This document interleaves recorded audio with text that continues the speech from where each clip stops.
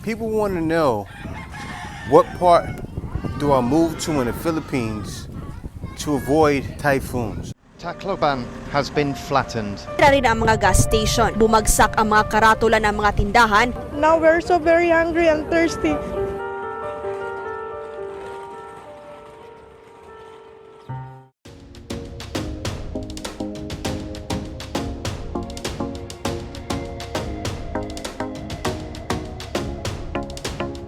Hey guys, this is Jay, the Black Filipino TV. Welcome to the channel, guys. Be sure to like, comment, subscribe, support, everything you can do. Give me your all, I need it. But yeah guys, let's get right into the video. Now when you're in the Philippines, and in a lot of places it's almost impossible to avoid certain natural disasters. I mean, it's gonna happen. But there are certain areas you can move to that are more safe than others from typhoons. And I do understand. Now, the recent typhoons we went through is, of course, we had Odette recently. Gabi naramdaman ang hagupit ng bagyong Odette sa Cebu. And then many years ago, in 2013, we had Yolanda. And then before that, there was other ones and other ones and other ones. I mean, typhoons happen all the time when it's typhoon season in the Philippines. It's just not as strong as some, but people want to make sure they're not living in an area where it's close to, like, for instance, what happened in Cebu, right? But in the Philippines, there's one thing you need to know. Let's get right into it. Before we get into it, I gotta say, welcome to the Philippines. It's now open. Come join us for the ride. The Philippines is located in the typhoon belt. It's an area in the Pacific Ocean where a third of the world's tropical cyclones form at. 19 typhoons enter the Philippines every year, and 7 of them actually touch land. Typhoon Yolanda. I know everybody remembers Typhoon Yolanda. The biggest typhoon to hit in recent history. The last one was around the 1900s. No, it was in 1881, I believe. And then this here in the 2000s was the biggest one since the 2000s in the recent future. And it damaged over 1 million homes and over 5 million people were evacuated. And the total cost of the damage was over 95 billion pesos, and that's 1.8 billion US dollars, so it's a lot of money. And Yolanda took 6,300 lives, and over 1,000 people were missing, and 28,000 people were injured due to Yolanda. And most recently, in December of 2021, everyone remembers Typhoon Odette. Now, Typhoon Odette hit the Visayas area. Over 1.2 million people were affected. Typhoons hit, a lot of times they hit the Visayas area. They're hit by Bicol and also the Visayas area, and they're really affected. Now, Odette actually caused 13.3 billion in damage to agriculture and 28 billion in total damage. The areas affected were Calabarzon, Mimaropa, Bicol, Western Visayas, Central Visayas, Eastern Visayas, Zamboanga, Peninsula, Northern Mindanao, Davao, Sorsogon, and Caraga. Now, I used to live on the outskirts of the Calabarzon area. Like Pasig is on the outskirts. Like the Calabarzon, like it's Cavite, the area is below Manila. I used to live there. But now I live in the Mimaropa area, and that's in Oriental Mindoro. And the Mimaropa area consists of Occidental Mindoro, Oriental Mindoro, Marinduque, Romblon, and Palawan.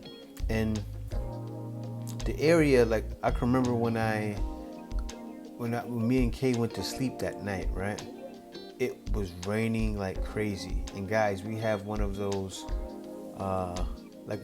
rain shields. I forgot what you call it, but we have one of those in the house to stop rain from getting your house and also to make rain. You know, you guys know what I mean. But anyway, we have that in the house, and I hear it sound like it was raining so hard it felt like the rain was gonna break through the house, and also it was heavy winds. It was crazy. But the thing is, when I first moved to the Philippines, I was scared of things like that. Like I heard Philippines had everything. I found out when I got here. I just moved here, and then when I got here, I found out that there was earthquakes, typhoons all the time, tropical storms that are drastic, and at first I was scared, then I realized, you know what? I know I'm protected. And hopefully, and if I'm not, hopefully I'm right with my soul and I make it to where I need to make it. But, you know, I don't believe in living life in fear mode. But I don't fear fear. And not even just fear mode. I don't believe in living life in a hesitant state, you know, to where it's like, oh, I don't think I want to go there because of this. That's not me. So that's why I make my choices. Of course, I make sure I'm secure, but typhoons usually hit eastern Visayas, the Bicol region, and northern Luzon. But the southern island and region of Mindanao is usually free of typhoons. But Davao and Mindanao is the safest city. It gets hit the least by typhoons. But in December 2012, they were hit by Typhoon Bofa, which was a big one. Also, if anybody knows, Davao is the they call it the safest city in the Philippines. So even though, you know, there may be some crazy areas around that region, still there's a lot of good places in Mindanao. They have Davao, and they have many other places. You can see other expats that live there. Good place to visit. Yeah, guys. So that's what it's going to be in the Philippines. Really, in the Philippines, it's sort of unavoidable, okay? Because what happens is these things spin any which way. Meaning, for instance, it can start over by the typhoon belt, because there is a belt as I've reviewed. But then from there, it can go to the left, it can go to the right. It depends on which way the wind blows. And that's really what matters. It's which way the wind blows.